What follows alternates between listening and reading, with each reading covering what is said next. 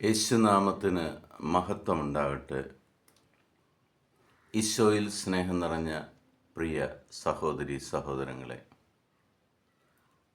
വീണ്ടും ഒരു ദിവസം കൂടി ദൈവത്തോടു കൂടി ആയിരിക്കുവാനും ദൈവത്തിൻ്റെ ഒപ്പം വേല ചെയ്യുവാനും നമ്മളെ പേര് ചൊല്ലി വിളിച്ചിരിക്കുന്നതിന് ആ സർവശക്തനായ ദൈവത്തിന് നന്ദി നിറഞ്ഞ ഹൃദയത്തോടെ നമ്മൾക്ക് ഈ ദിവസം കർത്താവിൻ്റെ മുന്നിലായിരിക്കാം.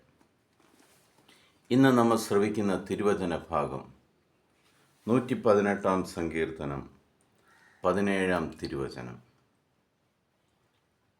ഞാൻ മരിക്കുകയില്ല, ജീവിക്കും.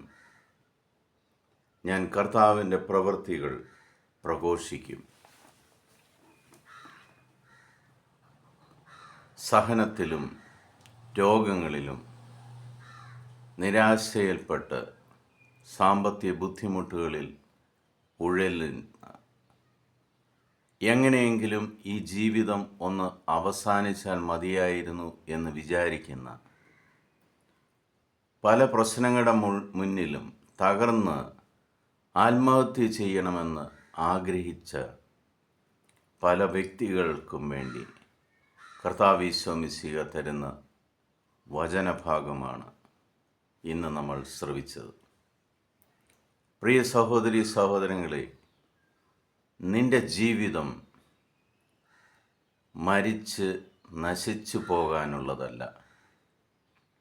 പ്രത്യുത നിന്നെ ആരാണോ ഇന്ന് കൈപിടിച്ചുയർത്തിയിരിക്കുന്നത്, ആ കർത്താവിൻ്റെ നാമം പ്രഘോഷിക്കുവാൻ വേണ്ടിയാണ് നിന്റെ ജീവിതം. ആ കർത്താവിന് വേണ്ടിയാണ് നീ ജീവിക്കേണ്ടത്. ആ കർത്താവിലുള്ള വിശ്വാസം പ്രഖ്യാപിക്കുകയാണ് നിന്റെ ഉത്തരവാദിത്വം. ആ കർത്താവിനെ മറ്റുള്ളവർക്ക് കാണിച്ചു കൊടുക്കുക നിന്റെ കടമയാണ്. അങ്ങനെയുള്ള ദൈവമക്കളായ നമ്മൾ ഒരിക്കൽ പോലും ചിന്തിക്കാൻ പാടില്ലാത്ത കാര്യമാണ് ഞാൻ മരിക്കും എന്ന് പറയുന്നത്. മരണം കള്ളനെ പോലെയാണ് വരുന്നത്. അത് നമ്മൾക്ക് മുൻകൂട്ടി സമയമോ കാലമോ നേരമോ ഒന്നും തന്നിട്ടല്ല വരുന്നത്. ആ നിമിഷം വരെ കർത്താവ് എനിക്ക് തന്നിരിക്കുന്ന പ്രവൃത്തികളെക്കുറിച്ച് പ്രഘോഷിച്ച് ജീവിക്കുന്ന ഒരുവന് ഒന്നിനെക്കുറിച്ചും ആകുല വരത്തില്ല.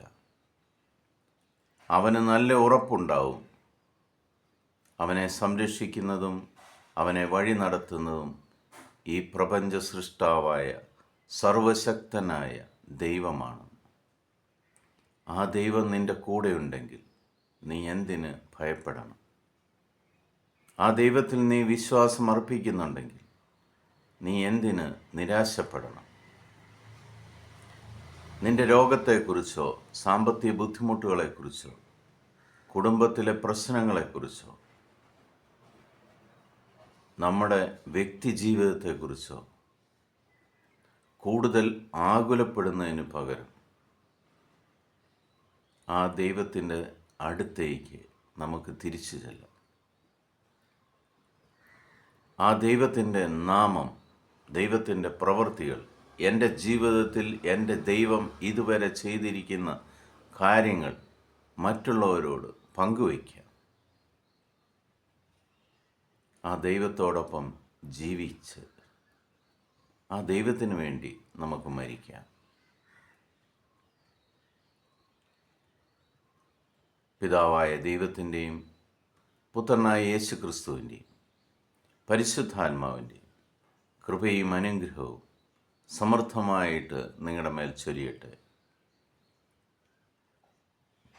മരിക്കണമെന്ന് ആഗ്രഹിച്ചിരിക്കുന്ന, ആത്മഹത്യ ചെയ്യണമെന്ന് ആഗ്രഹിച്ചിരിക്കുന്ന എല്ലാ മക്കൾക്കും ജീവിതത്തിലേക്ക് തിരിച്ചു വരുവാനുള്ള ദൈവവചന ഭാഗമാണ് ഇന്ന് കർത്താവ് നമുക്ക് തന്നിരിക്കുന്നത്. ആ വചനം ജീവിതത്തെ പുതിയ രീതിയിൽ കാണുവാനും ജീവിതത്തെ ദൈവത്തോടൊപ്പം ആസ്വദിക്കുവാനും അത് ദൈവത്തിന് വേണ്ടി ദൈവത്തിന് മഹത്വം കൊടുക്കുന്ന ഒരു ജീവിതമാക്കി മാറ്റുവാനും സർവശക്തനായ ദൈവം നിങ്ങളെ അനുഗ്രഹിക്കട്ടെ. ക്രിസ്തുവിൻ്റെ സമാധാനം എപ്പോഴും നിങ്ങളുടെ കൂടെ ഉണ്ടായിരിക്കട്ടെ. ഈശോ മിശിഹായ്ക്ക് സ്തുതിയായിരിക്കട്ടെ.